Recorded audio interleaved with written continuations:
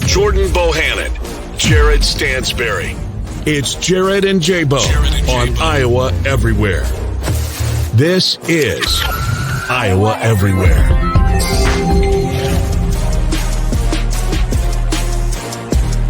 Yo, it's Ow! J-Bo and Jared. Yeah, that was really loud. I forgot to turn the volume down again. I did that last week. Holy cow.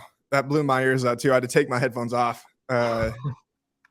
Man, we need a producer or something. We need someone to help us. The technical aspects of this continue to really have me shook at the beginning of every episode. What's up, dude? It's we're recording in the afternoon today. Anybody that's watching on YouTube, Jordan has to sit perfectly still. Otherwise, his camera will change focuses because of the sunlight. He's demonstrating for the folks watching on YouTube now. The podcast people have no idea what you're doing. What's going on, dude? How's everything going? I'm great, man. You know, terrible weekend watching football, and be honest with you. Bad betting weekend for me too. Well, I saw you had some big news. What was that? Friday night when it was announced you're gonna be playing for the Iowa Wolves? Yeah, man. It's been in the works for a while. It's kind of been verbally official for a while. We just finally signed the contract, and I'm excited. I know it's nothing like NBA, but just to take that next step in any kind of career, I think it was pretty emotional just to think about all the hours I put and dedicated to this sport. And hopefully I get a couple opportunities to play. And I'm excited we're going to be a lot closer. So we're going to be able to do some in-person podcasts as well. So that's definitely going to be beneficial for us. So I'm excited for that too. Yeah, man. It's shit. I mean, now, when you're in the G League, you never know. You're just one person seeing you away from getting an opportunity, and that's what I think is so cool about the G League. You've seen a lot of Iowa State guys that sign G League deals, whether it's, obviously Monte and George both were on G League contracts and then turned into two ways. I think about a guy like Lindell Wigginton, who played in the G League for several years, started with the Iowa Wolves. Now he plays for the Milwaukee Bucks. Like, if you just can go in there and work on your craft and continue to improve, I mean, you never know who's going to see you and is going to be like, yeah, I want to give that guy a chance, So congratulations, man. Happy for you. Happy for you to get to continue play with your college teammate, Luka. That'll be pretty cool. It should be fun. A lot of people, I hope, will go out and cheer you guys on once the season starts. Yeah, I didn't even realize until I made it verbally. I know I was in talks with the Iowa Wolves to do something early in the summer, but Luka texted me like randomly on a weekday in the summer. He's like, yo, I'm with the Iowa Wolves coach right now. I heard we're about to play with each other. And so he found out before even I did that it was official, which was kind of cool. But yeah, to rekindle a relationship that, me and Luka will, we're going to be great friends for the rest of our lives. It's going to be fun to, hopefully we don't play a lot together just because I want him to play in the NBA and play at the highest level we can. But, if that comes to fruition for us to play against each other with each other, then it's gonna be awesome for sure. You mentioned that it was not a very good week of watching football for either one of our teams. Iowa State with a 10-9 loss to Kansas State in Ames. Iowa went on the road and lost to Illinois 9-6. I saw during the game that you were saying that college students should be going to jail. College students. Yeah, a college player, whatever, number 30. I think your tweet was number 30 Illinois athlete. Jail. Yeah, college athlete. Yeah, college athlete. You wanted to send him to jail.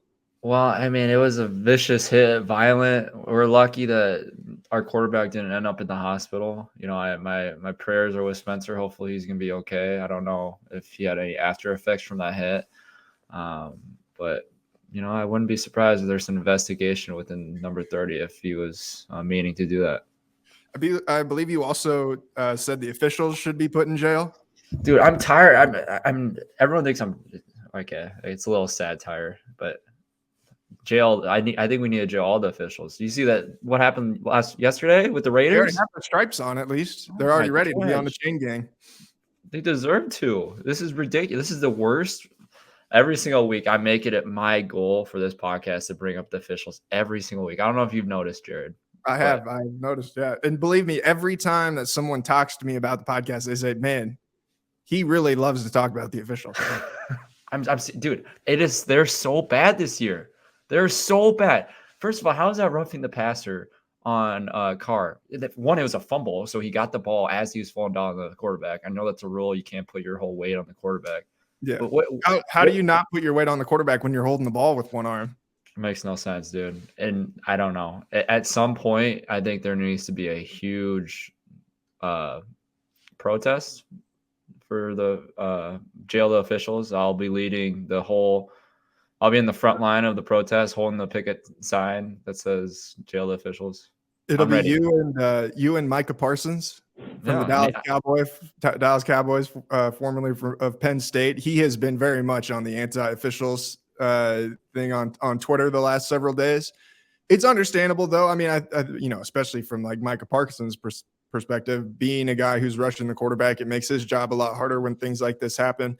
But the back-to-back days with the Grady Jarrett hit on Tom Brady, and then you come back the next day with the Chris Jones hit on Derek Carr, I feel like there needs to be something that eliminates like the human error aspect of seeing some of these things, because when you see them live, I'm sure they look way worse than what they really are, and it might be what your eyes see might actually fit the rule. I feel like a personal foul should either be allowed to be challenged or it should be reviewed. Every personal foul, because if you get two of them, don't you get kicked out of the game? Or if you get two unsportsmanlike or like whatever it is, you can get kicked out of the game. There should be some accountability or some level of like correction where accountability. Yeah. Well, I don't even know if it's accountability, because it's like, again, like people can just be wrong, like sometimes like it is okay if an official is wrong, but we need to have the ability to fix that wrong. If it's like egregiously wrong, like what those roughing the passers calls were, I can guarantee you those officials go back, they look at their little monitor and they sit there and they're like, yeah, okay, I messed that one up, and if they know that they mess it up, they should be able to reverse it. And like, we have the technology to do these things. And I understand that's a slippery slope, but I don't know. I just feel like a 15-yard penalty, and especially in a close game or at a key moment like that, like it was for the Chiefs last night, I mean, that can change the trajectory of a game, and it can really, I think it can really hurt teams. It prevents people from, in betting and things like that. Like, there just has to be more guardrails, I guess, put in place of how to be able to make sure we get these things right. And I believe, I don't want to misstate this statement as being redundant as I am, but I believe like the professional sport of tennis, they have adapted into the calls that are in or out are pretty much made by a computer on the tennis court. So if that just shows you right there where maybe the advancement of technology might take sports, then so be it. But I do think that to some degree, like the human error of refereeing sports also makes sports too. So I get that argument, but there's some egregious calls that are just not even explainable sometimes, that definitely need to be some way looked at, somehow needs to be a different. Right. And that's like I said, like, I don't know if it's like we review every single like penalty like that, because that obviously could slow down games, but it seems like there's too many times where I've been watching a football game and there's a 15-yard personal foul penalty, and the announcers, everybody looks at it and it's like, man, there ain't anything there I see that's worth 15 yards, and that's tough. I don't know. I don't even know if it's about accountability again, because it's like people mess up sometimes, like I don't think that it's like, yeah, we got to suspend these guys, because I think they're like being egregious and intentionally making mistakes. I mean, as we've discussed many times, you think there's more to this, but it's just I don't know. I feel like we have to do something better in every sport. It like college basketball. You already know college basketball is the officiating is gonna be horrible in college. It's gonna be so bad. I'm so excited to tweet about it. It's like the only thing you're gonna say about college basketball is just how bad the officiating is. You're not even gonna give opinion on players or anything. It's just the officiating sucks. I'll do that, but my first priority is going to be about the job. I'm already that's my number one prediction for college basketball. Officials, will have the worst year ever in college basketball history this upcoming year. I just want to say there is like, I don't know if it's irony or it's coincidence, but like your head coach in college is one of those guys that is really anti-officials, and now you're really anti-officials. Have you just been like following the Fran McCaffrey like propaganda against officials? I don't know. See, I'm gonna get myself in trouble because I mean, obviously me and Fran have, I know, but obviously me and Fran have a great relationship. Yeah. And I mean, I already have his son Patrick tweet at me saying how everything I'm saying might damage their upcoming year. They love the officials. Yeah. Yeah, they made it clear they love the officials. Like all these basketball officials are gonna pull up and be like, "I heard about what your boy Bohannon said." You're gonna find out tonight. You're gonna find out. The thing is, I actually the old podcast I used to do, I brought up the officials quite a bit too, surprisingly. You knowing me now, there's no way I used to do that, right? But anyway, there's actually an official. I'm not gonna say who because I don't want to bring his identity in. He's a current official for the Big Ten, and he came up to me before a game in the warm-ups. I don't remember exactly what game it was, but it was during COVID. And he came up to me. He's like, J-Bo. He came over.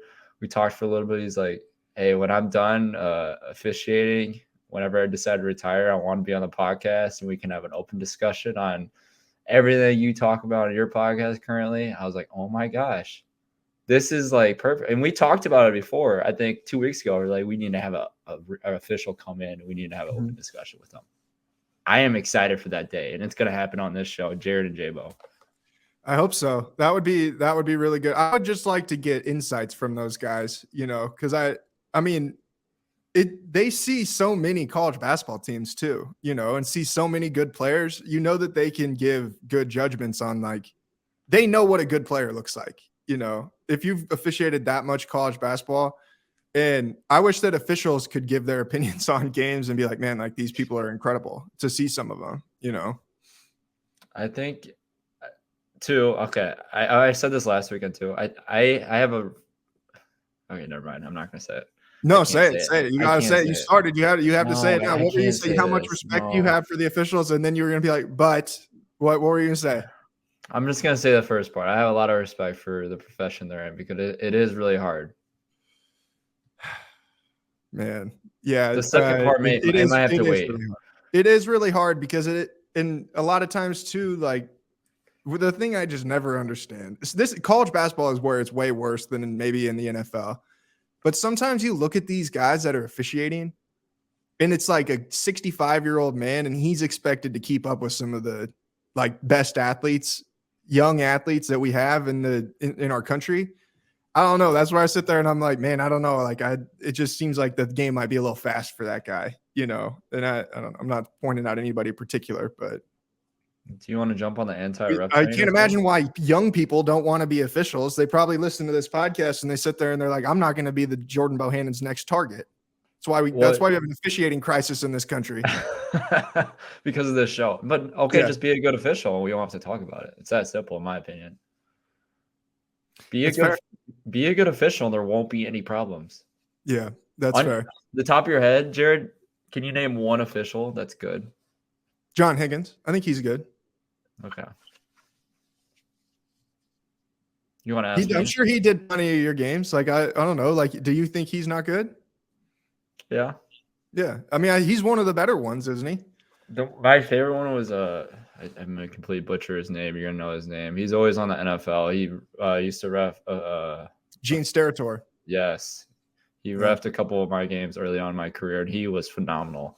Like, you could talk to him. Like, he won't have an attitude. That is my biggest pet peeve is when you go up to talk to the official what you did wrong, and they have an attitude. Like, what the hell do you even have to have attitude? I'm literally asking what I did wrong. You don't even tell me. There's refs that will just turn their back and just say shut up and play. Did you ever play a game officiated by TV Teddy?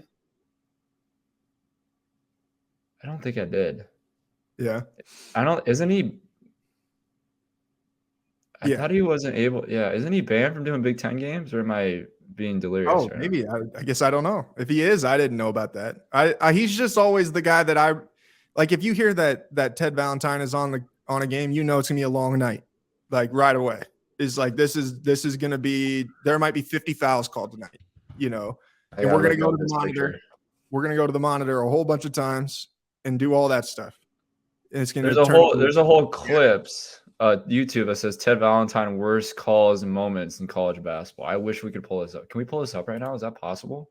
Yeah, it might be. Yeah. Can we? His thing was he was always so emphatic with his charge calls and his like and ones and things like that. And that's where I sit there and I'm like, I mean, I know this is supposed to be a show, but like, come on, man, you've been waiting all day to make that call, you know? The first, it says ban Ted Valentine. Okay. Can we see it? Yeah, we got it. We got it. Here we Oh go. my God. I'm excited. Let's see how bad this is. Everyone on the podcast is heated. I don't remember this game. No, I don't Cole either. Anthony. So Who is this? Yeah, so it's North Carolina and this was the year before COVID. Duke in North Carolina. I mean, I feel like if they wanted to really like hammer home how bad Ted Valentine is, there's way better calls to like than that one, you know. Oh, wait, he throw this guy off? Oh, he's tossing people out of the stands. See, now that's what I expect to see from Ted Valentine. That's more like it right there. We're in a college basketball game. We're throwing fans out of the game. Isn't that the security job? Well, I mean, I guess theoretically it is the official's job. Like they're the ones who have to make that decision. Yeah, I mean, that just is. See, that's where it's like this is turning into like a bunch of theatrics, and it's just like annoying, you know. Like just stop, man. Oh my gosh. Does he call the ball to the other team? Oh, see, this is the kind of people they do. Like this is the attitude they have. Like this happens so many times where you start talking to them, just turn their back and walk away. That was like a pretty blatant one, though. I don't know if I've seen that many where it's like that, you know. Oh, geez. What's he arguing with Mick Cronin? Goes nose to nose with Mick Cronin. Like, who does this?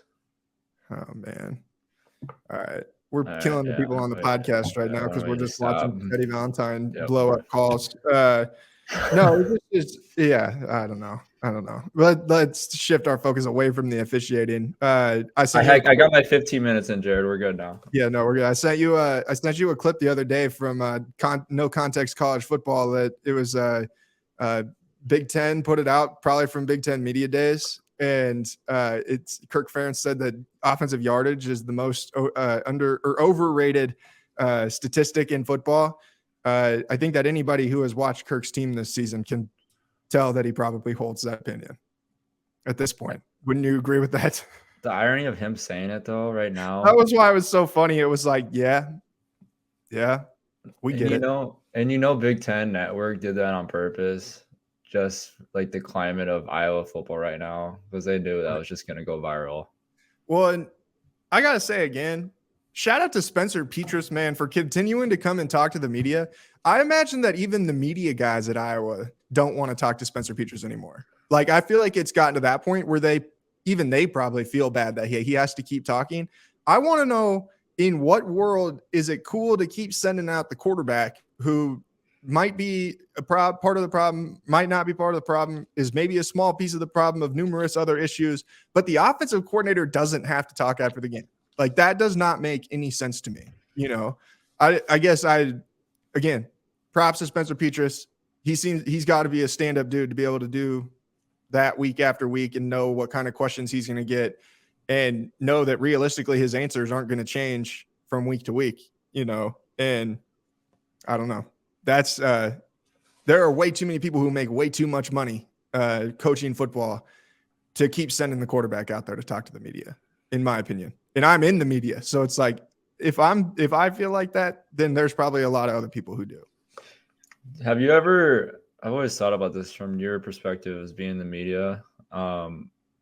If a player or a coach, like if they're coming off a really shitty game, do you like struggle to find like the exact words to ask a question to them in the press conferences?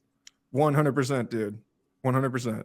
Because at the end of the day, like my relationship with players or with coaches is way different than like a fan, you know? So a fan sits there and they're like, hey, fuck you, man, because you're not asking hard enough questions, you know?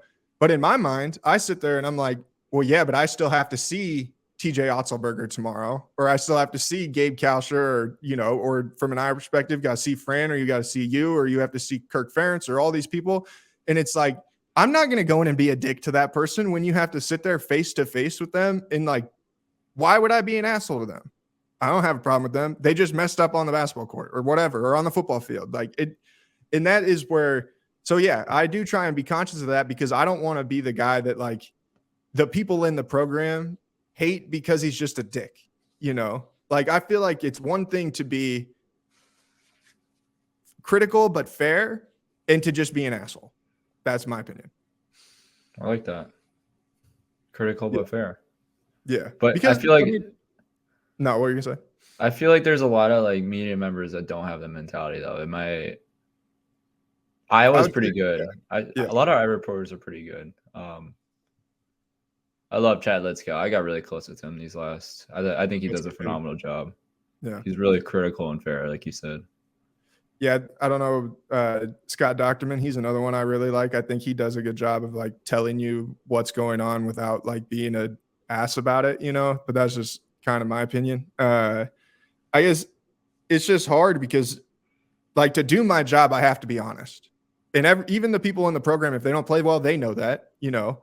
But I don't. That doesn't mean that I need to go and be so like scorched earth about it that it crosses a line of like being mean, you know. Because at the end of the day, like, I still have a friendship or a relationship with different people. You still have to interact with them and all these things. Like, you can't go out there and be Skip Bayless. You know why Skip Bayless can be Skip Bayless? Because Skip Bayless doesn't ever have to see an athlete or a coach face to face, ever. And it doesn't matter. Even if he sits there and says like, oh, come on the show, that's not going to happen. And even if they did, Skip's going to sit there and be nice to him. You know why? Because when you have to sit and talk face to face to somebody, things change. It's a lot harder to be mean to somebody. It's a lot harder to say, oh yeah, I'm going to hold this person accountable with all these things. For things that really, at the end of the day, you know how much impact they have on society? None. They have nothing to do with what's actually happening in the day-to-day world. And that's where, like, when I get criticized for things, oh, you're not hard enough on them. No, it's just that I'm being honest. I'm being real. Like, I'm the one that has to split the middle between you're too hard on them and you're not hard enough on them.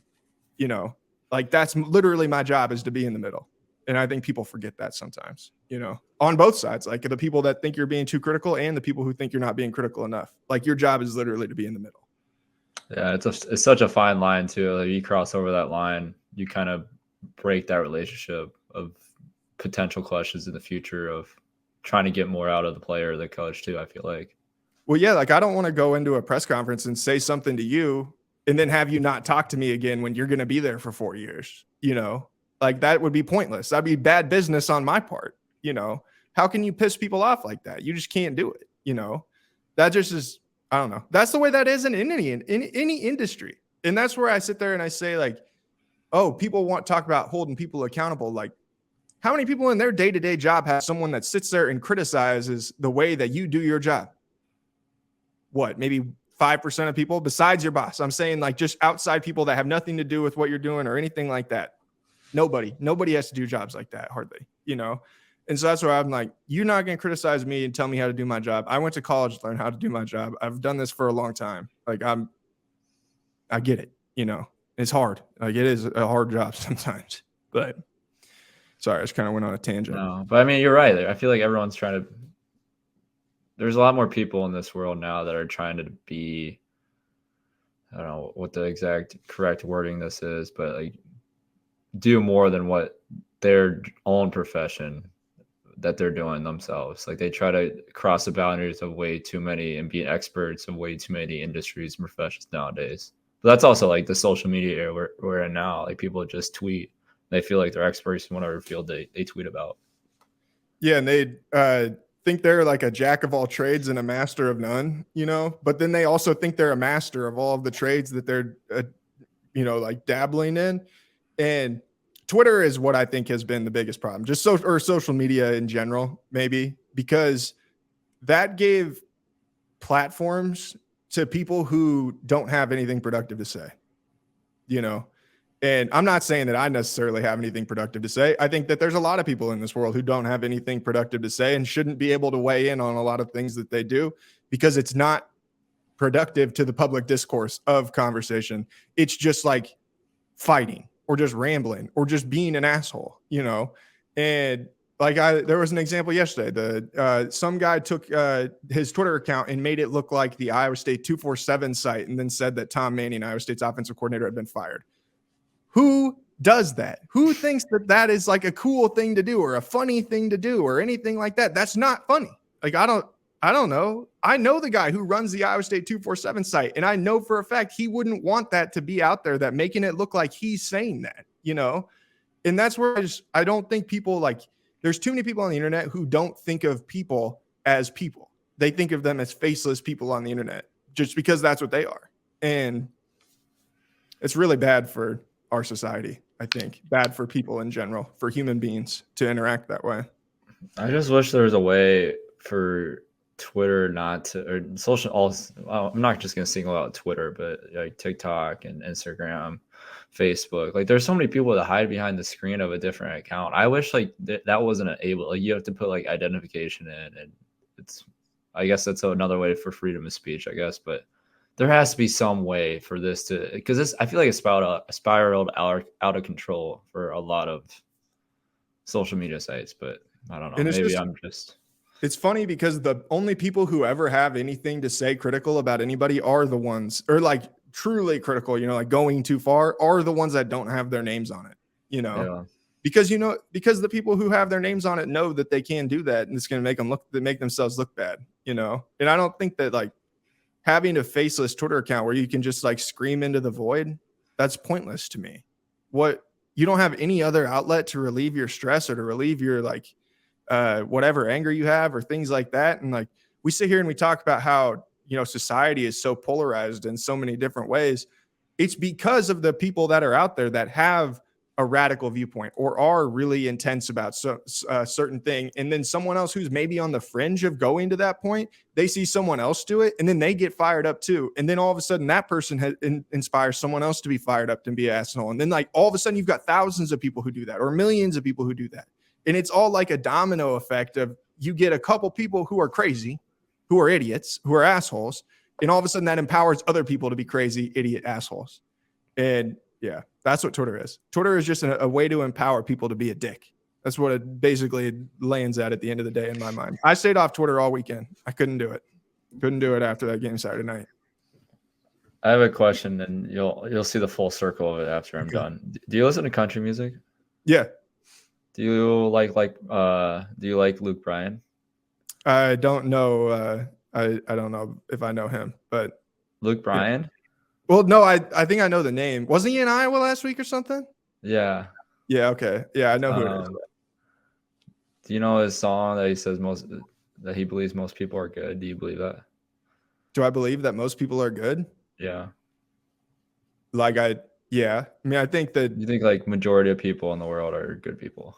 Yes, I would like to think that at least like face to face, you know. Yeah. And I think that most people are inherently have good intentions. I don't think there's that many people out there that are making malicious intent or making a direct attempt to fuck over other people or be mean to other people or things like that.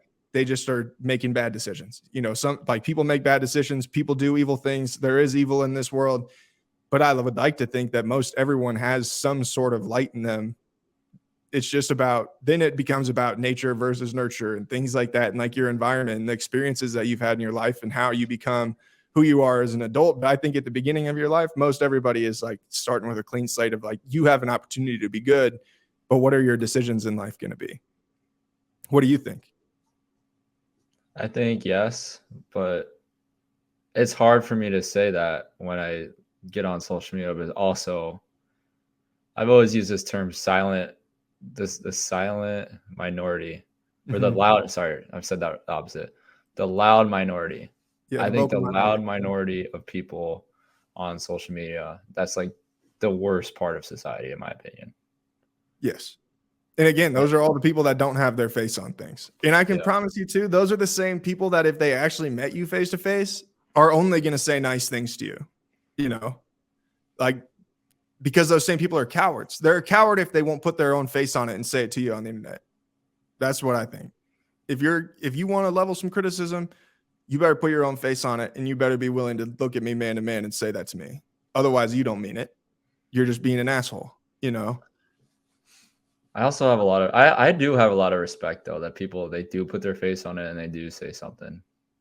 Depends on the extent that they say something, but at least they had the dignity and like they wanted to have their face out there and they still said it.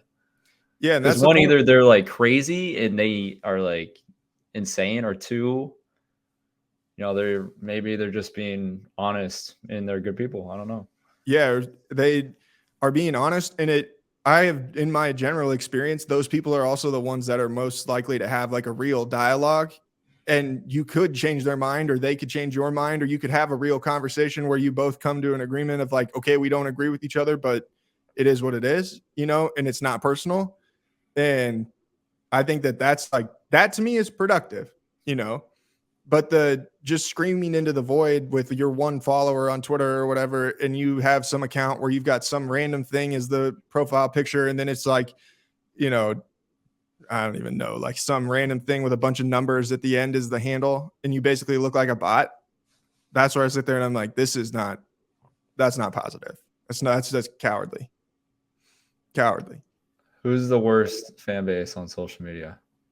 Oof. After everything we're just talking about, 1, Iowa, 2, Iowa State. Who's worse? Oh, I don't know. I think both sides have their bad apples at times. Like on social media, I mean, it's hard to gauge. Like, I mean, obviously I know what you're gonna say. But you're also on the opposite side. That's fun. Yeah. And I know there's people that are Iowa fans out there that don't like me and are never gonna like me. They're just gonna, because of the fact that I'm an Iowa State guy, which is really sad if we're being completely honest about it. That is one of the things I think about doing this podcast that's not been frustrating necessarily, but has been eye-opening. How many people are so ignorant about what someone does for their job, or what someone does on a podcast, or what someone does in a basketball court, or things like that, that like they think that that's a reflection of who you are as a human being, but they don't even know you. Like there's a lot of people out there that probably have listened to my podcast for a long time and things like that, that would try and tell you that they know me, they understand who I am as a human being. And I can tell you right now that they don't. Nobody out there like that listens to me for an hour or a couple hours every week knows me, but they would still try and sit and judge my character, or judge my decisions, or judge the things that I do just because they've listened to me talk for however long on a podcast.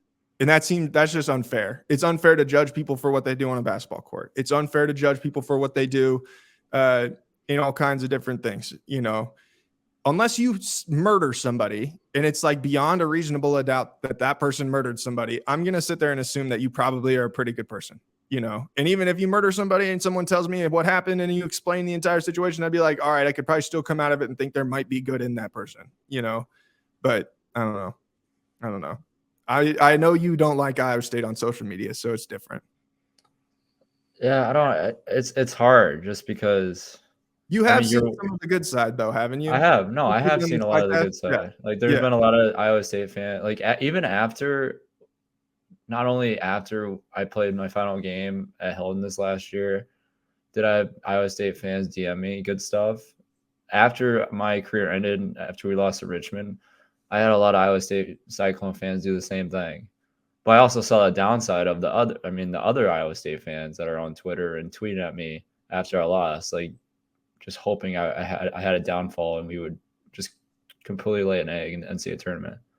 So I don't know, man. It's so weird. I think it's just weird. I don't even know how to explain it. Like I want to be transparent and want to get to know people and get to, especially on social media, because a lot of my life has been on social media. Like my whole life, people have watched me grow up basically into the man I am today these last 6 years.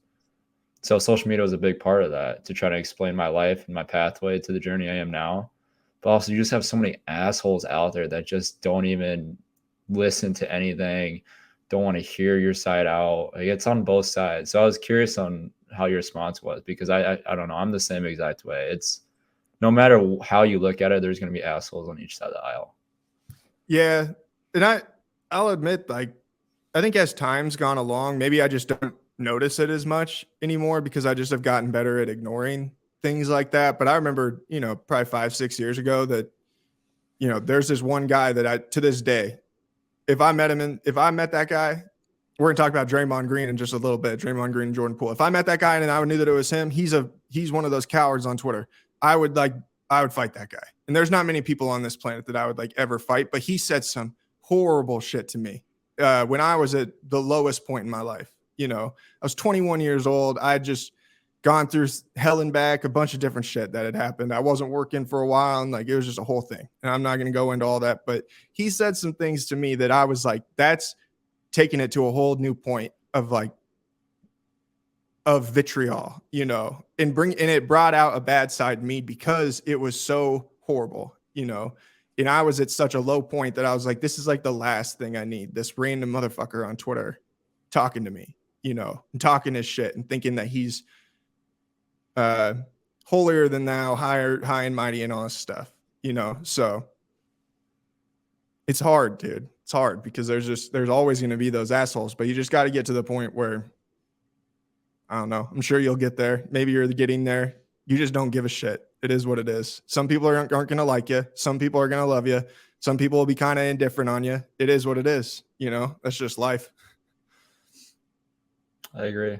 It's almost weird because I feel like the beginning of my career, I was less cognizant of like I was less thinking about what people said on social media, you know, because I was just like trying to make a name for myself.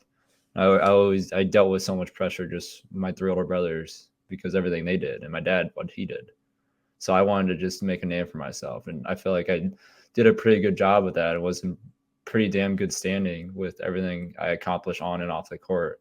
And still, like to this day, what really got to me, man, was when I donated all that money to the Children's Hospital earlier this year, and I still had people talking shit to me about how it's a publicity stunt and you don't even truly care.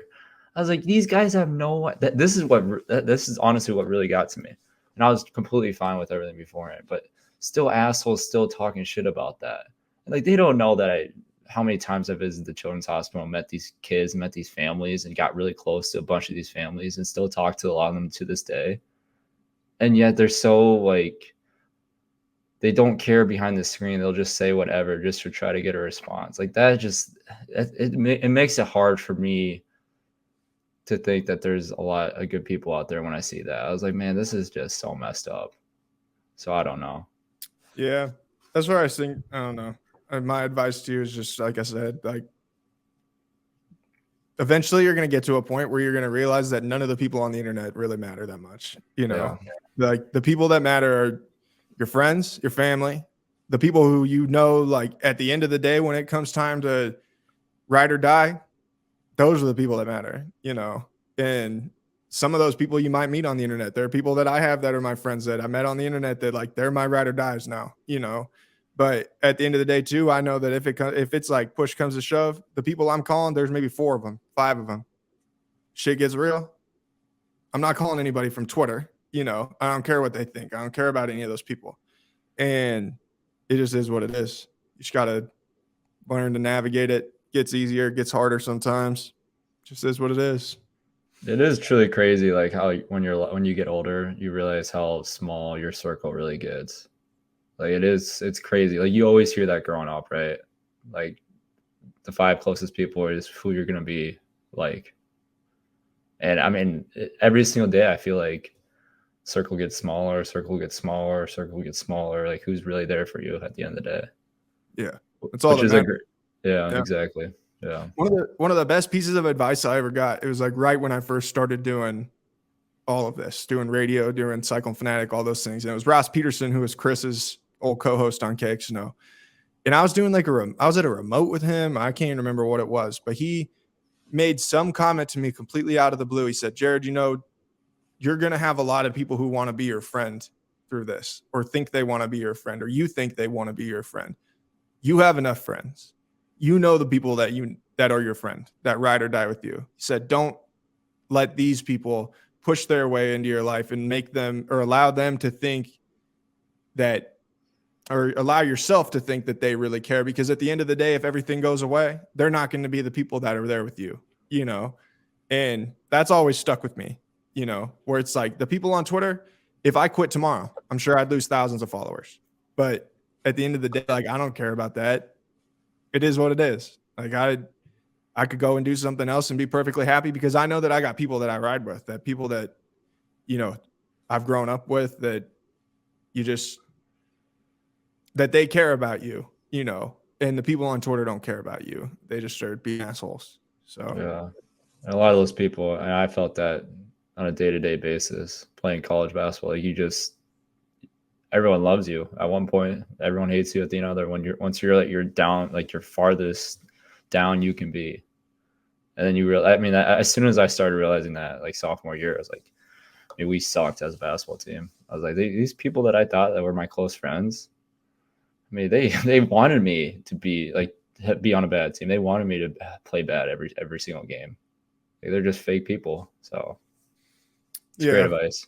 And that's why at the end of the day, like with, you know, when it comes to doing my job and things like that, you know, obviously a part of my job is that you have to sometimes critique what college athletes are doing, but it's not about who they are. It's not about them as a person. It's not about any of that. It's about what happens on the football field or what happens on the basketball court. And I think any athlete, if you sit there and you can be honest and you can be fair and you can sit there and be objective and say, hey, you know, right now, Hunter Decker's not playing at the level you need him to play at. You know, that's nothing against Hunter Deckers as a person. I think Hunter Deckers is an awesome guy. I spent a lot of time around him. I think he's a good dude. But at the same time, in my position, you got to be able to sit there and be like, but he's not playing very well right now. And that's just, it is what it is, you know? And again, like, that's not personal. I'm sure you've learned that. Like, if Chad has to say Jordan Bohannon's not shooting the ball very well, you're not going to sit there and be like, yeah, well, fuck you, man. Like, why are you pointing that out? It's like, yeah, I know I'm not shooting the ball very well right now, you know?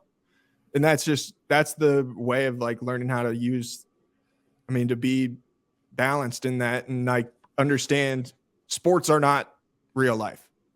They're just sports. They're just basketball. It's just football. It's not life or death.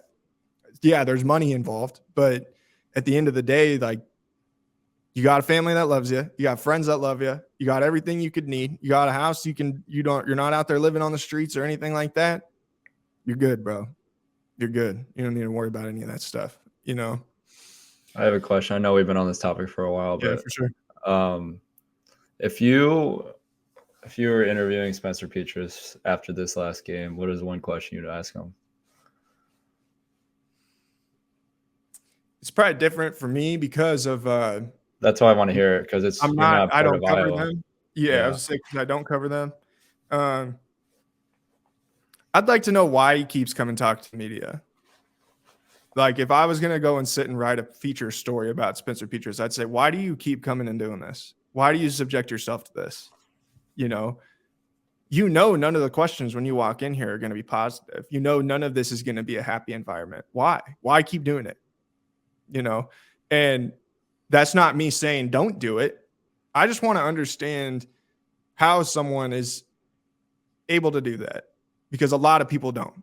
There's a lot of people who won't even come in and answer the questions the first time, let alone the fifth time or the sixth time or things like that, or the 10th time, you know, in Spencer's situation, whatever it is, however many games it's been that their offense hasn't been playing well. There is a lot of student athletes and a lot of college athletes that will not do those things. You know, I don't know how many times I love Jeff Woody is one of my closest friends in this business. And me and him have been doing a podcast together for like 7 years now, long time. And when Jeff was a senior, it was my first year covering Iowa State, and Jeff would play. I mean, he's playing 15, 20 snaps in a game, 30 snaps in a game, you know, and then they're bringing him out to talk about Iowa State's 2-10 offense.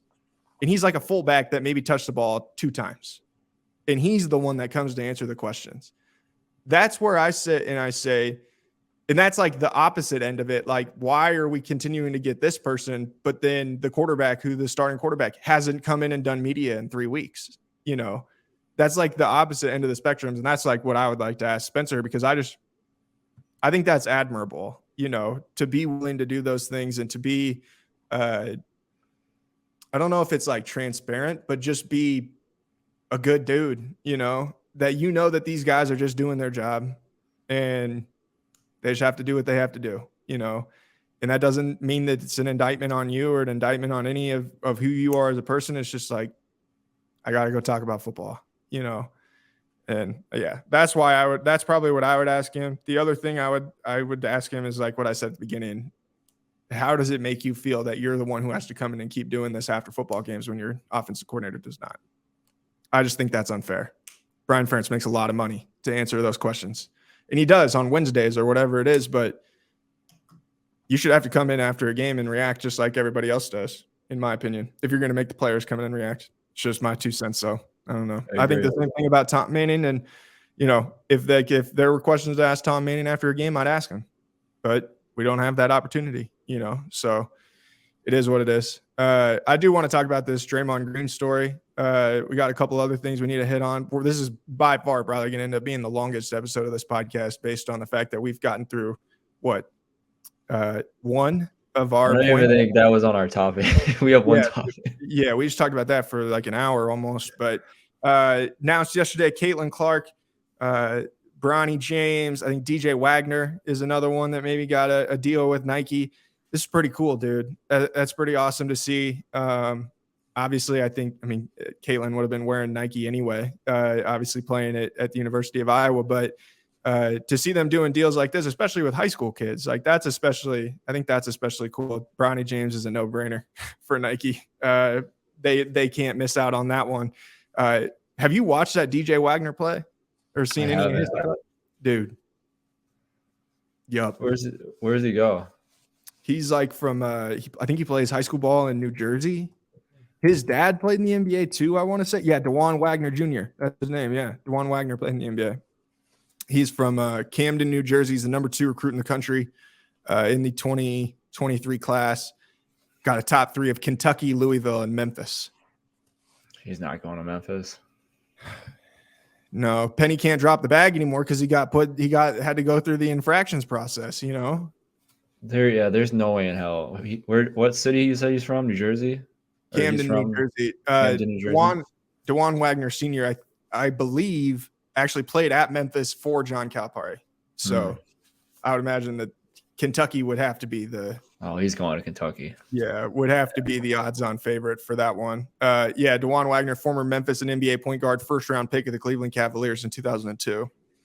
Oh, he's first round? Oh, yeah. He was a good player. Yeah, he's a real good player. But yeah, he's the number 2 recruit in the country according to 247. So yeah, he was another one of them. And then I'm interested to see where Bronny's going to go. That's going to be a intriguing little storyline, I think, over the next 7-8 months before he has to make a decision. You know what I want to see happen is now that he signed this Nike deal, I want him to go to like Adidas sponsored school. And I want to, only for the sake of like how the endorsement deals work now. Yeah. Like, would he wear Nike shoes? I know NCAA put out a statement saying that they're allowed to do that if they have a sponsorship deal with something competing against the school's brand. Actually, I don't know if that was the case. Is it more that I think the only thing that the NCAA could do in that case is they would have to say that the school can't force you to wear whatever you're wearing. You know, like if you're at Iowa or Iowa State, they can't say you have to wear Nike if you have a deal with Adidas. I'm sure they wouldn't be thrilled about it. You know, I'm sure that Adidas probably wouldn't even be thrilled about it at the end of the day. But it's like one of those things you would just have to work through, I'm sure, you know. But it would be an awesome like development of college sports, how that pans out.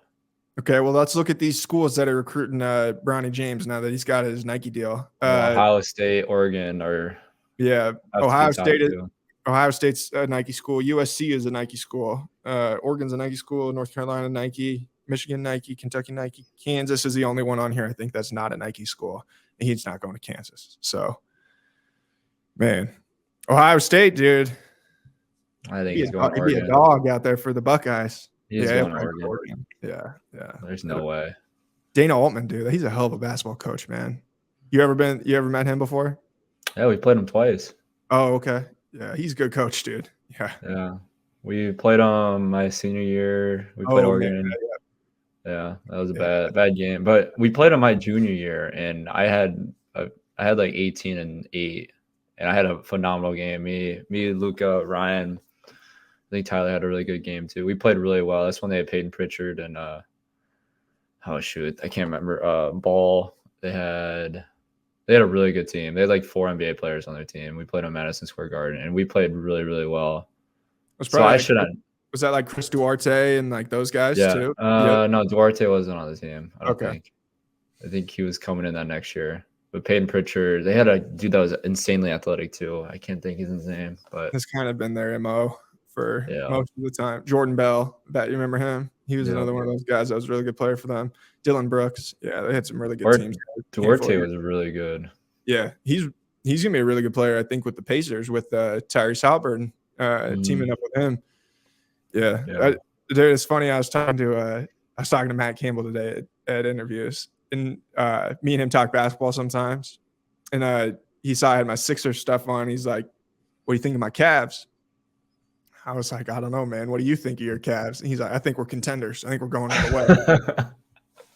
And I was like, apparently you have more faith in Donovan Mitchell's defensive abilities than what I do. So I don't know if I'm ready to take that leap with you yet, Coach. The king ain't walking in that door, but I'll ride with you, whatever you say. I thought that was pretty funny. I don't even know who's on there. Who's gonna be their starting 5 this year? The Cavs? Yeah, Mitchell. Donovan Mitchell, Darius Garland. They have Garland, don't they? And then Evan Mobley. Got to be the 3 that are locked in. They have Jared Allen still, right? I don't know. I think they do. And then I guess I don't know. They probably need like a swingman wing or something, a 3-and-D type of wing kind of guy. I think they've still got Jared Allen. So that front court will be nice with Evan Mobley and Jared Allen together. Evan Mobley's gonna be a dog, dude. That's such a hard place to win, though, Cleveland. Like, who wants to go to Cleveland? Like, yeah, they basically needed arguably the greatest player of all time to come to town, and then they still needed to go to 7 games and come back from down 3-1 to be able to win the finals. Yeah, it's just such a hard place. Yeah, not a very fun place to live, I think, as a basketball player. All right, last night on Monday Night Football, Davante Adams is gonna maybe be in some trouble for this is just a weird deal, dude. He walking off the field after the Raiders lose to the Chiefs, shoves down a cameraman. I don't know. I mean, the guy walked in front of him, you know, like you watch the video and you're like, yeah, I mean, I kind of get it. He really shoved him. But man, this is going to turn into a whole thing. And that's like really dumb. You already know that guy is going to probably try and sue him. I saw there's a police report. There's a police report that's been filed. He went to the hospital, said that he suffered an injury. Man, this is, I don't know. I don't know how far I want to go with this. This is bullshit, dude. This is bullshit. There's no way that Davante Adams shoving that person injured them. I just refuse to believe it. I don't know. Until I see proof. But even then, it's like, what's the guy going to do? Show up in a neck brace? Probably. Yeah, I mean, I guess. I don't know. This is that's a money grab, dude. That's what I would say if I'm talking to Davante Adams. I'd be like, dude, it was unnecessary. That's probably the first piece of it. But 2, dude, it's like you just opened the door for them to take a bunch of your money for no reason. You know, I don't know. Well, the thing is, I don't know. I see what you're saying, but also I don't know. It's don't push the guy then. You know. Yeah. Like, well, you can't like just don't push him. Like I don't know. He apologized and said that he felt bad about it, but he's like, but the guy jumped in front of me, and then you watch the video and it's like, yeah, I mean, I guess he did, but like you're still arm's length away from him. You can't wait for him to walk by and then just keep going. You know, I don't know. I don't know. The way I see it is, it's not going to go to court, and the guy is just going to get a sum of money. That's what I would say. He'll just settle. That's why I say that to, like, if I said that to Davante, it's just like, now you just got to pay him, but like, it is what it is. But man, don't do that. That's just unnecessary. We don't need it. Don't need it. You know, speaking of Dana, the suing the player reminds me of, have you seen, there's a Twitter video going viral of this guy like standing underneath a Walmart letter at a Walmart store because it was like, yeah, he's like waiting for my I don't know the exact words of it, but dude, it was so hilarious. Like he stood there for a whole day waiting for it to fall down. Well, did you see too the guy last week that ran on the field at Monday Night Football with the Rams and the whoever they were playing? Yeah, and he got tackled by Bobby Wagner, and now he's trying to file a police report against Bobby Wagner. Like, come on, man. Wait, how does that work though? Isn't that necessarily trespassing? So, but he did get hit by the player, not a security guard. Yeah, he's trying to say that it's like assault. And I sit there, I say, you came into Bobby Wagner, one of the baddest dudes in the NFL. You came into his place of work, and Bobby Wagner does what he does in his place of work. And you're mad about that? That's going to be an interesting case. If you don't want to go on the football field and get hit, then don't. Or if you don't want to get hit on the football field, don't go on the football field. Pretty simple. Pretty simple, you know? And that's why I think even if that went to court, I would like to think that any reasonable jury or any reasonable judge or anything like that would sit there and say, hey, man, if you don't want to get hit by a football player, or if you're mad that you got hit by a football player, I got a perfect solution for you. Don't go on an NFL football field. Problem solved. It's trespassing. Yeah, you're the one breaking the law, bro. Like, I don't know. Why would you turn around and try and say that it's on him? He says he got a concussion. Well, I'm sure you probably did because you just ran on a football field with no pads, no helmet, anything, with like the some of the most amazing athletes and some of the people who could legitimately really fuck up a lot of normal people if they wanted to. Like, I'm sure Bobby Wagner could have hit that guy 10 times harder than what he did. And he didn't, because he knew, I don't need to do this. I just need to get the guy on the ground, because you shouldn't be out here to begin with. That's a little different than the cameraman thing, but it's like, it's where I feel bad for athletes, because I feel like people are taking advantage of them in situations where like they're just trying to do their job. They're just trying to walk off the field or something like that. Something happens. Like in my mind, if I'm walking off of a field as a reporter and a player shoves me down, I would have to be like broken arm, broken leg, something like that before I'm gonna be like, yeah, I'm gonna sue that person. You know, even then, I don't know if I would sue him. Can we just stop protesting? Like people tying their hands to hoops and running on fields? Because I think he was protesting too, or something on his shirt. Yeah, I think it was something about pigs in inhumane pig enclosures or something like that. It's kind of like what happened with you remember when in Minnesota when the person tried to glue their hand to the floor in the playoff game because Glenn Taylor, the owner of the Wolves, had owned like a chicken farm or something like that, and they killed a bunch of the chickens because they all got sick and they couldn't let all the chickens in the immediate area get really sick. And then the people are protesting that. Like, I'm sure it's messed up, you know, but man, like, can we pick a different forum? Why are we doing it here? You know, everyone's just trying to go to the basketball game. You're the one person who's bringing bad vibes in here. It's one thing if like the players do something and not necessarily they're going to do something to protest a chicken farm, but it's a totally different scenario when a fan runs on the field. Like, it's not their workplace. It's not their time to be doing something like that. It's like, get the hell off the field. Either watch the game or don't step foot in the court. I don't feel like that's something that one thing of a streaker, like not a streaker, I guess that's kind of a different situation. I don't even know if that's any better, but yeah. But like a baseball fan, like just running on the field, like that's usually all in good fun. Like, obviously there's consequences for doing that, but like protesting during the game and doing shit like that, like what is that accomplishing? Like, go somewhere else.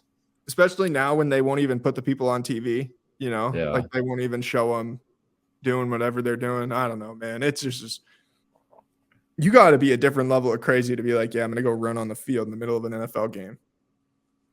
I don't want anything to do with that. Certifiably insane. All those people are. Yeah, if I step foot on an NFL field, I'm down bad. I already know that. I'm getting injured. All right. Speaking of Dana Altman, apparently he's not impressed with the University of Michigan right now. So the Ducks went to Ann Arbor to play Michigan 2 years ago, or 3 years ago almost, in 2019.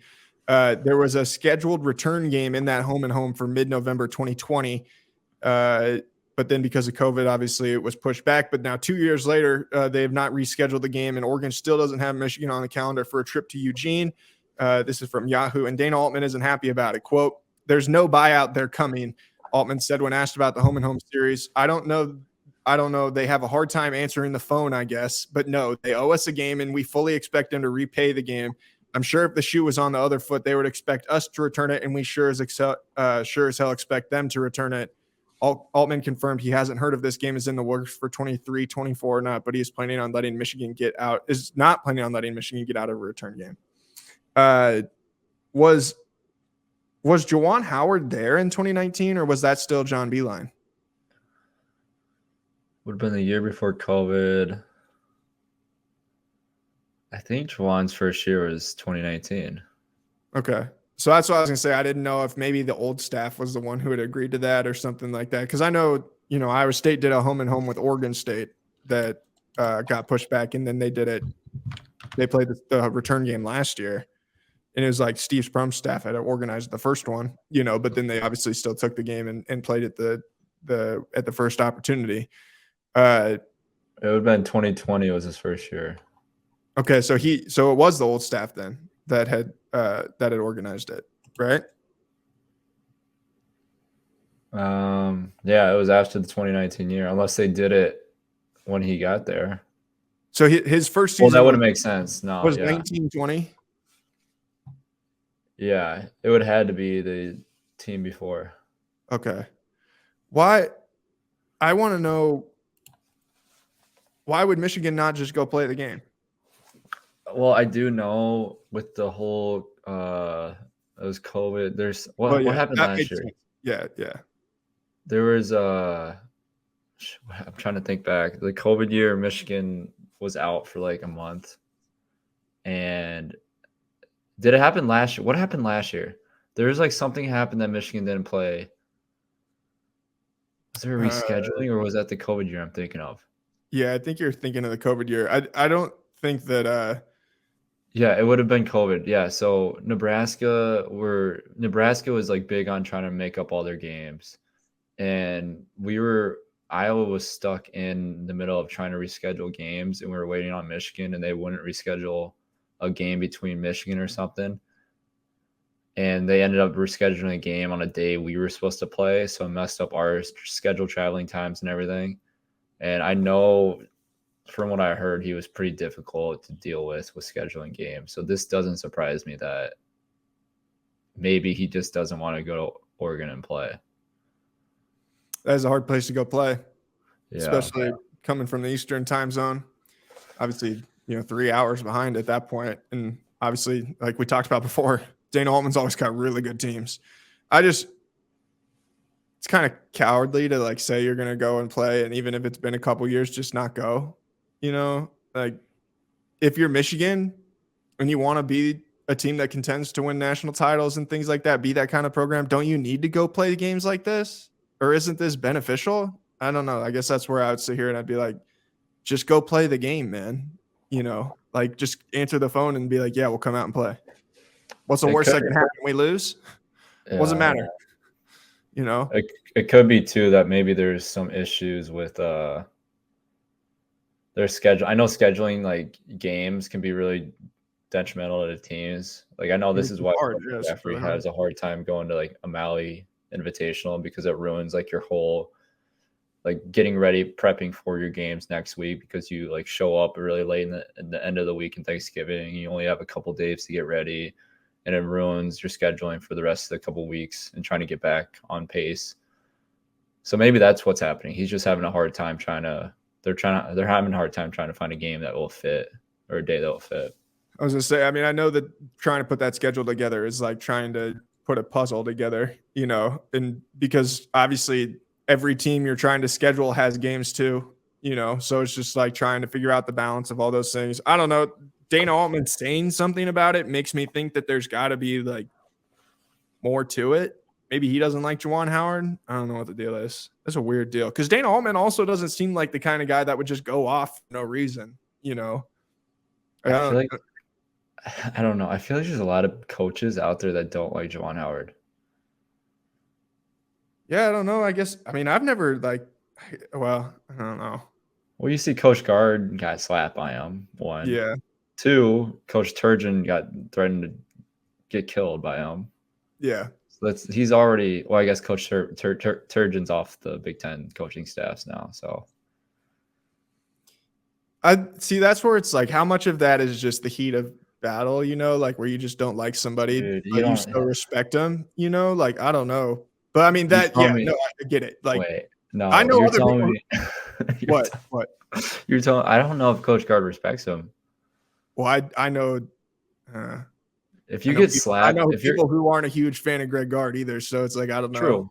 You know, but are you going to respect someone that just slapped you on national television? No, absolutely not. And that's what I'm saying. Like, that's why I stopped myself. I don't know about the heated battle with some of that stuff, because that's like a little bit intense, but it's like at the same time, like, I don't know. I feel like Juwan Howard's done enough in basketball to get some respect, you know, and if this many people don't like him, then clearly he's done something wrong along the way that has pissed off a lot of people, you know.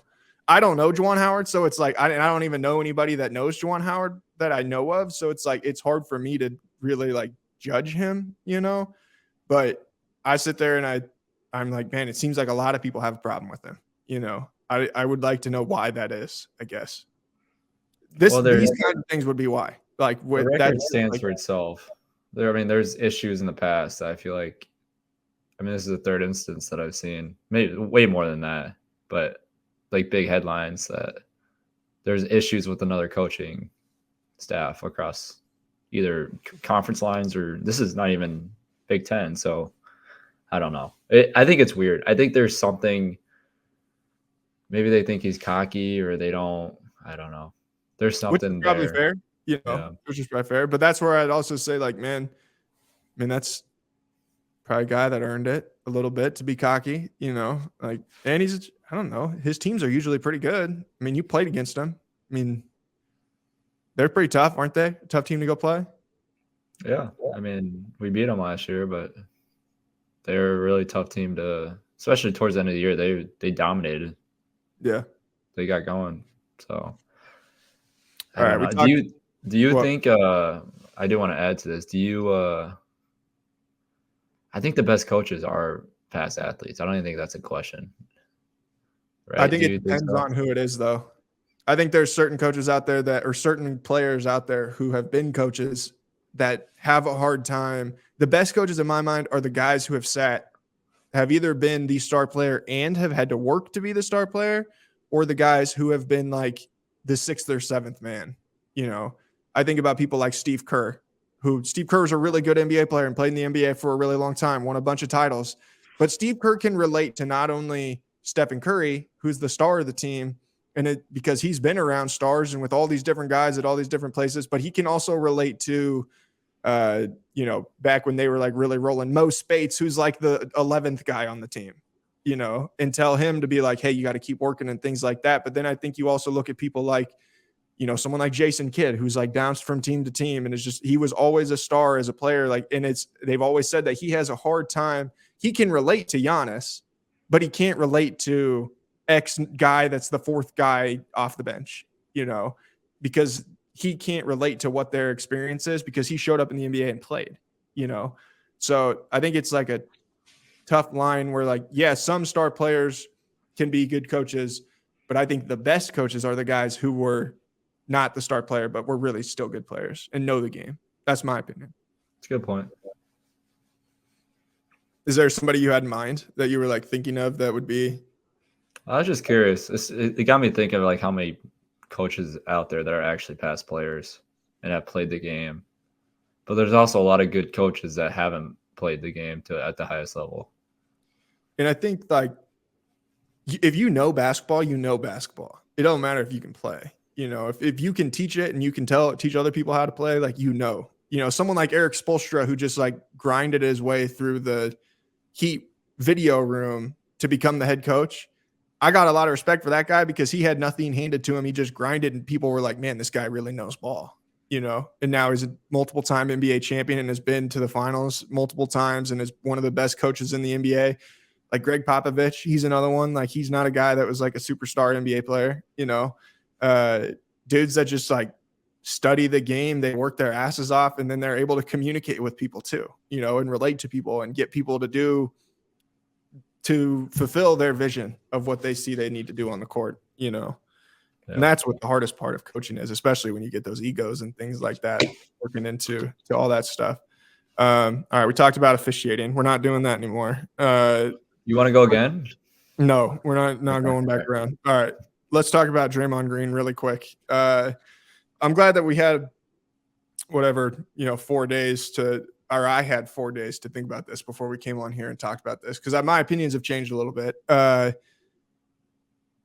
That's some of the most fucked up shit I think I've ever seen a basketball player do to another one. When I first watched it, I thought it was funny because basketball players don't fight. And when you see basketball players fight, it's like the most embarrassing thing ever, because it's like just flailing around, slapping each other, things like that, not landing crushing right hooks on their first attempt, you know? So that was where I was like, man, like that's intense for what you would normally expect to see a basketball scuffle to be, especially how it was characterized prior to the video coming out. I'm interested to know what you think. If you're Jordan Poole, can you come back and play with that guy? Before I answer that, I will say this. I don't think you're giving basketball players enough respect on fighting. Yes. No. Basketball players cannot fight, dude. So you're telling me they're of all the athletes, all the sports, basketball is on the bottom tier. How many times have you ever seen basketball players fight each other like that? It happens all the time. How long have you been around basketball? Happens all the time in practice. Where they punch each other out like that? No, this is where I want to, before we talk about that, I was just stating this, that I think you're not giving them enough credit. Of all the sport, like soccer, swimming, like you can go down on baseball, like you're telling me basketball. Baseball players fight all the time. And I've seen them beat the shit out of each other on the field. Right. I don't know. I just think there's a lot of dudes out there that are no, don't get me wrong. I'm just saying that in basketball, if you see most basketball fights, none of them are like this. That's why when I saw it, it was so shocking, because that's not what you expect to see a basketball fight be like. I've been in a basketball fight before in practice. I know that. Like, I get what you're saying. But I'm saying that you don't expect to see one teammate walk up to another teammate and deck him in the face. I agree. Those are two separate things. That's not a fight. What they did was not a fight. That's knocking someone out for no reason. It was basically a sucker punch, honestly. Yeah, that's exactly what it was. It was a sucker punch. And there's people out there that are like, oh, and I mean, even I was like, man, Jordan Poole must have, like, he had to have done something to deserve it, but then you hear more about it and it's like, okay, maybe not. Like, that's where I sit there and I say, well, Draymond has to have something that he needs to go and figure out himself and do like some self-reflection, because that's just fucked up, like man to man, for anyone to do that. One, their teammates. Okay, before I go to the two things, there's the amount of time I've been in the sport of basketball. There's like preseason at Iowa, there's a fight almost every other day. Like someone is fighting with someone, not to the extent of someone is going up to another teammate and decking them in the face, but there's a lot of like pushing and shoving and grabbing and talking, stuff like that, yeah, and talking, a lot of shit talking. Yeah. I don't see how, if you're truly teammates, like I get how you can fight and that's just being competitive athletes during practice. I don't see, no matter whatever was said or what was being said beforehand or what happened beforehand, how it's ever okay to go up to a teammate and knock them out. Ever. Yeah. It's one thing if Jordan Poole would have went, like, yeah, he gave him a shove, but also Draymond went right up into his face and made first contact. So and Draymond's also 6'7" and like 50 pounds heavier than Jordan Poole, you know. But I don't think to any extent is it ever okay in whatever profession, like whenever you say something, that shouldn't get to the level of you getting punched in the face for it, in my opinion. But I've also experienced that too. Like I've been on firsthand. I've experienced getting knocked out. But I don't know. If you're truly like great teammates and want to win a championship, that doesn't happen. That shouldn't happen. And that's why, it's like that's why I say like that. I don't know if I would consider myself a Draymond fan, but I have a lot of respect for Draymond's game because of his the fact that he's just like a grinder, you know, and like the only way that he's even in the league is by just like being a grinder and being kind of a wild card. And we've always heard about how great of a leader he is in the locker room and things like that. To see him do that, it makes you feel like there has to be like something going on with him, that he's like having a bad time, you know, and just needs to work through that. And like, I don't know if that has anything to do with basketball, you know. That's like, it's like I said, it's like you need to go and like self-reflect on whatever it was that came out of you right there. That's not competition. That's not trying to hold people accountable or things like that. That's just like, again, it's like, it's just being an asshole, you know. Why would that come out of you? That, you know, that's where it's kind of where I've landed on it at the end of the day. And I also think if it would have been a different scenario too, like it still would have been wrong, but if they're like actually like Jordan Poole was guarding him on defense and they're getting into it and they're starting to be shoving and grabbing, and it got to that point while they were playing best, but they were literally just sitting there and just there's someone like he was talking shit to someone and then he got in his face. So I think the whole situation, as you like analyze it, it gets more fucked up. Yeah. That's what I was like. That's where, like I said, I'm glad that we had time to think about, or I had time to think about it, because like the more you sit and you just process what it was that you saw, it's like, that's not basketball. That's not, and that's why I say like, you don't see that. You don't see people do those things anywhere, you know, especially in a professional environment. And I don't know, you say I'm not giving basketball players enough credit for their fighting ability, but there's a lot of basketball players out there, dude, that are pretty fucking scrappy. And I would want them on my side. And all those people know where the line is. True. That's why they're able to do what they do, is because they know when they're trying to push somebody else to go over the line. True. And fuck up their team. You know people who do that? Draymond Green. Yeah. That's what Draymond Green does, is he gets under your skin and he fucks with you and he grabs your shorts and he kicks you in the nuts and he does things like that. And hate him or love him, it's what he does. And that's why he's been such a crucial part of that team. But this is not that. That was not what we had seen previously from him, or seen previously from really anybody in a long time in the NBA, of what that kind of punch was, you know. What's worse, the punch happening or the video getting leaked?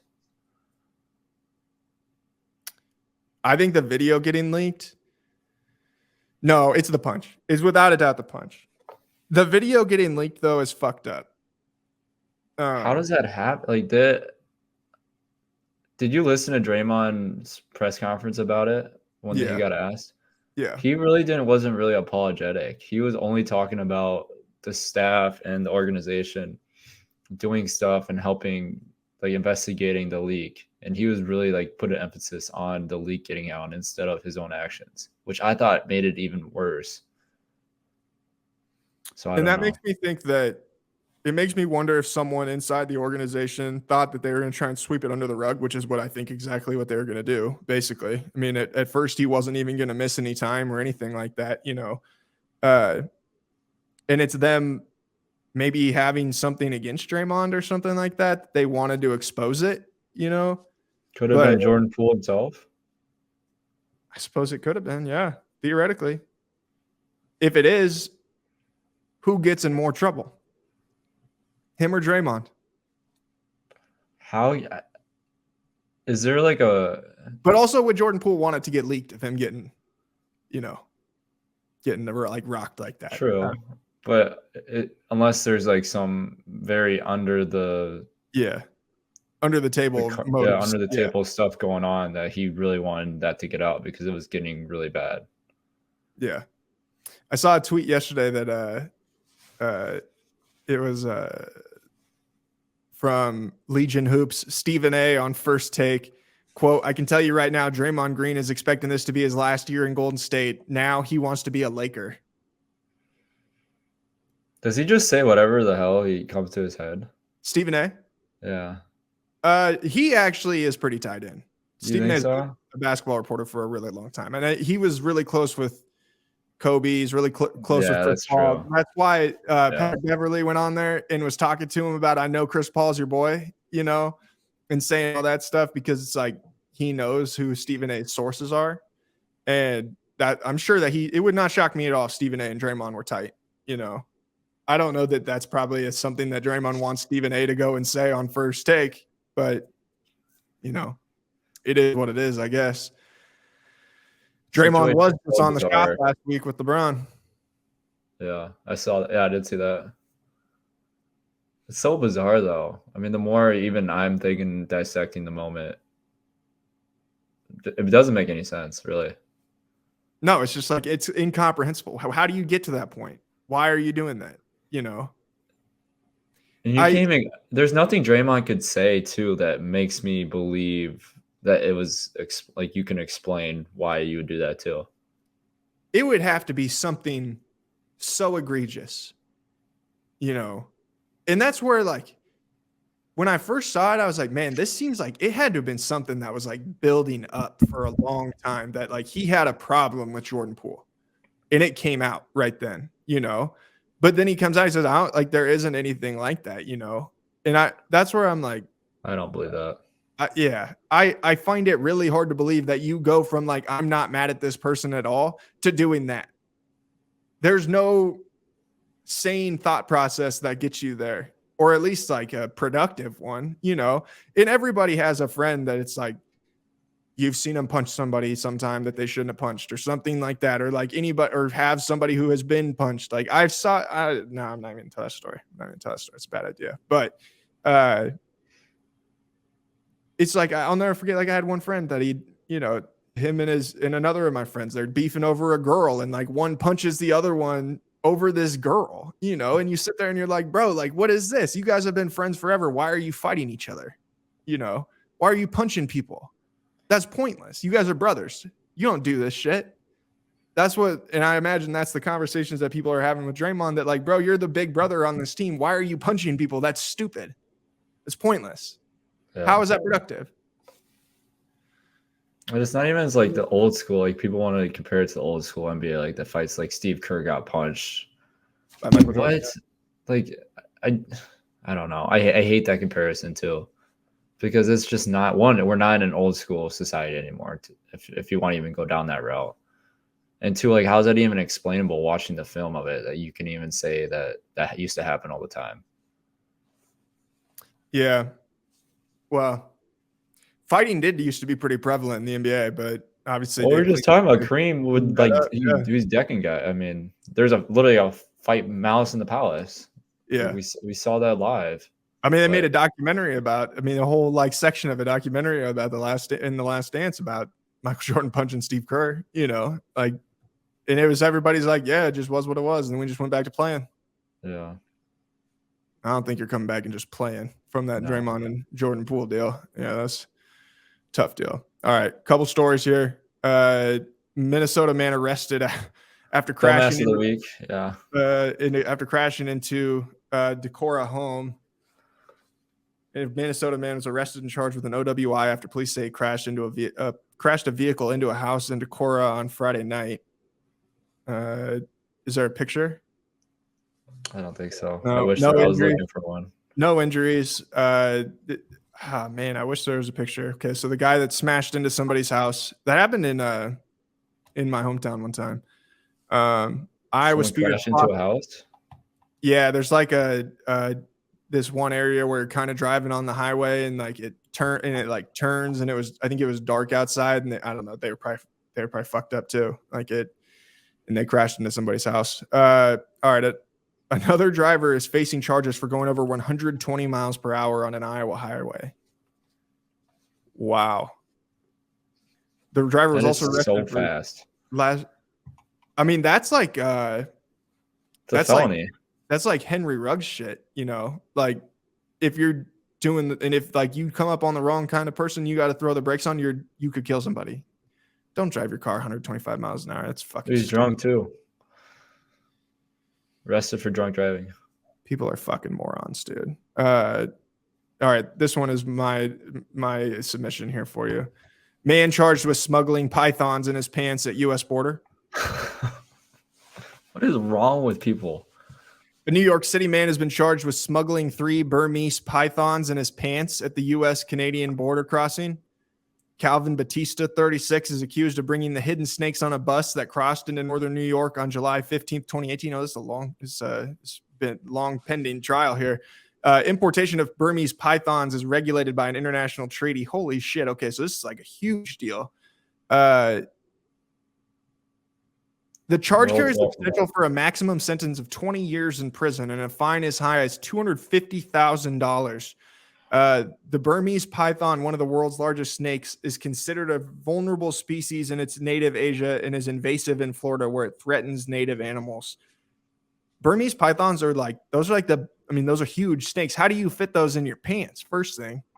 Well, they must be babies. Do they not bite?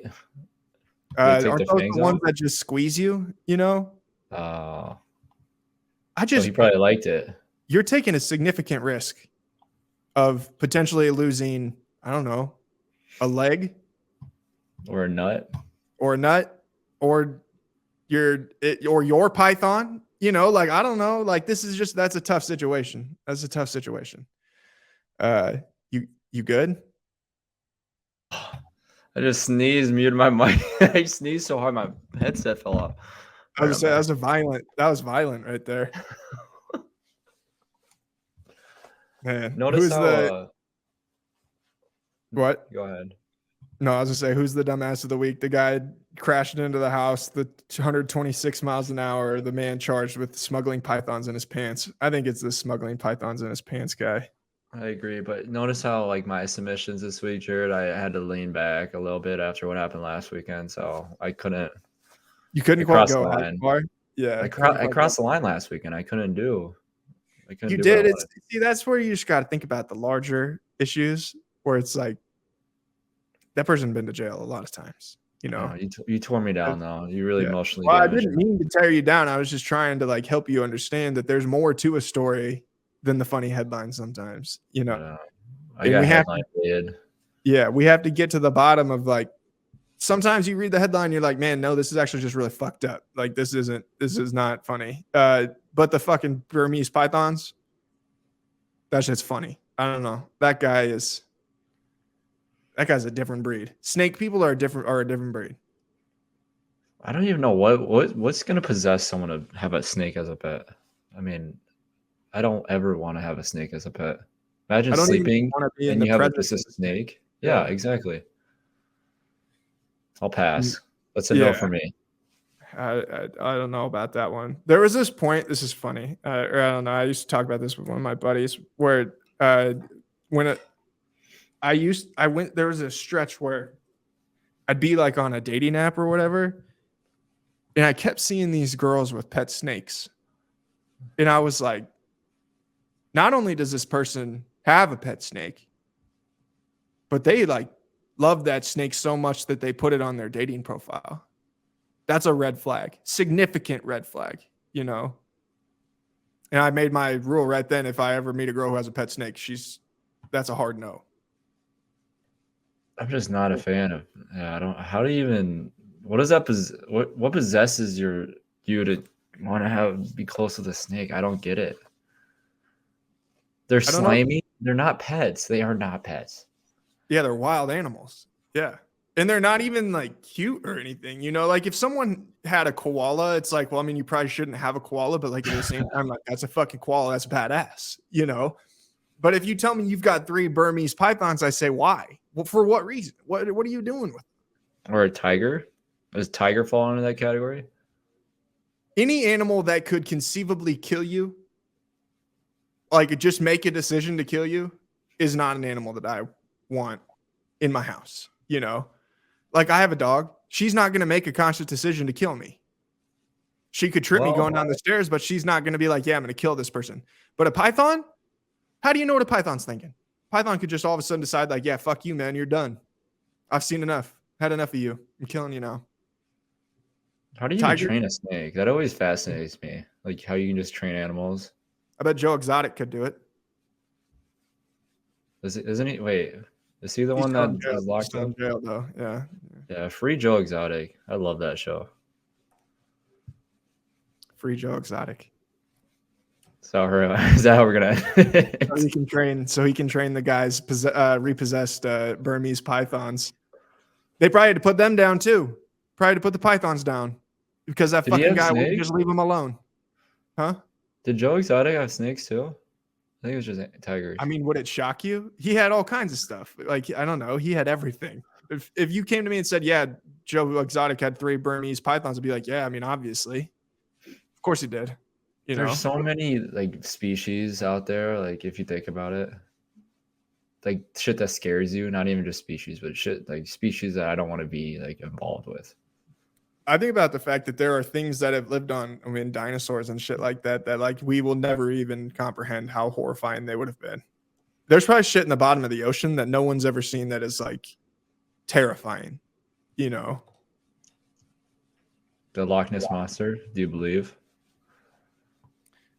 Thank everybody for listening. Talk to you guys again next week. Peace.